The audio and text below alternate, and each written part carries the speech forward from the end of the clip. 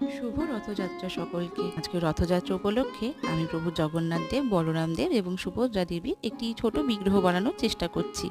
রথের দিনটা আসলে ছোটবেলার কথা ভীষণ মনে পড়ে। যখন ছোট ছিলাম মায়ের হাত ধরে যেতাম রথের মেলায়, গিয়ে ওখানে জগন্নাথ দেবকে দর্শন করতাম। সেই বড় রথটা আমার ভীষণ টানতে ইচ্ছা করতো। তারপরে যেতাম রথের মেলার ভেতরে, যেখানে খাবার স্টলগুলো থাকতো, সেখানে গিয়ে সেই পাঁপড় ভাজা, জিলিপি আরও কত কী খেতাম মায়ের সাথে।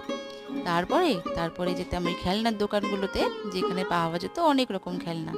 সত্যি সেই দিনগুলো একটা অন্যরকম দিন ছিল জীবনের। এখনো আমি রথের মেলায় যাই, সব পরিবারে অনেক মজা করি, অনেক কিছু কিনি আর অনেক কিছু খাই।